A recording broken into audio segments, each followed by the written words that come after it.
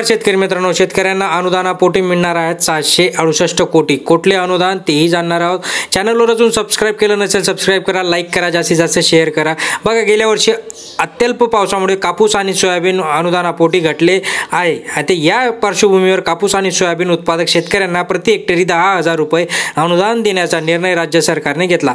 विधानसभा निवडणुकीची आचारसंहिता लागू होण्यापूर्वी मराठवाड्यातील शेतकऱ्यांना बँक खात्यामध्ये तब्बल 668 कोटी रुपये जमा करण्याचा निर्णय आता होणार असल्याचं कळतंय. आता हे काही फक्त मराठवाड्यातील नाही आहे किंवा इतर नाही आहे, सगळ्या शेतकऱ्यांच्या अकाउंटमध्ये हे पैसे डिपॉझिट होणार आहे. महाराष्ट्रामधील 19 सप्टेंबर रोजी कृषी मंत्री धनंजय मुंडे यांनी व्हिडिओ कॉन्फरन्सद्वारे विभागीय आयुक्तालयातील घेऊन 26 सप्टेंबर पूर्वी 8 जिल्ह्यांमध्ये शेतकऱ्यांच्या बँक खात्यामध्ये सविस्तर याद्या सादर करण्याचे आदेश शेतकऱ्यांना दिले आहेत. ओके, आणि संबंधित पत्र घेऊन त्यांना अनुदान देण्यात येणार असल्याचंही यांनी विभागीय कृषी संचालय यांच्याकडून सांगण्यात आलं आहे. आता कोणत्या जिल्ह्याला किती अनुदान तेही जाणणार आहोत की छत्रपती संभाजीनगरमध्ये 50 कोटी 93 लाख, ओके, जालनासाठी 90 कोटी 49 लाख, बीडसाठी 85 कोटी 16 लाख, नांदेडसाठी 96 कोटी 76 लाख, परभणीसाठी 96 कोटी 75 लाख, लातूरसाठी 96 कोटी 57 लाख,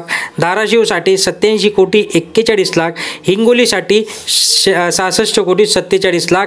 हे टोटल मिळून मराठवाड्यातील जे काही नुकसान झालं होतं आणि त्या नुकसानीपोटी शेतकऱ्यांना हे नुकसानचे पैसे मिळणार आहेत. ई पीक पाहणी नोंदणी केलेले शेतकरी याच्यातनं पात्र होणार असल्याचं आपल्याला स्पष्ट याच्यात सांगितले. राज्य सरकारने ई पीक पाहणी नोंदणी केलेल्या शेतकऱ्यांना अनुदान देण्याचा निर्णय घेतला आहे. यावेळी गतवर्षी ज्या शेतकऱ्यांनी ई पीक पाहणी मोबाईलवर ॲप्लिकेशनवर पीक नोंदणी केली नव्हती असे कापूस आणि सोयाबीन उत्पादक शेतकऱ्यांना अनुदानापासून वंचित राहावे लागणार असल्याचं याच्यात कळते मित्रांनो. आणि हे जे काही शेतकरी आहेत, शेतकऱ्यांना एक तर ई पीक पाहणी जर केली नसेल तर अशा शेतकऱ्यांचं याच्यातनं नुकसान होणार आहे.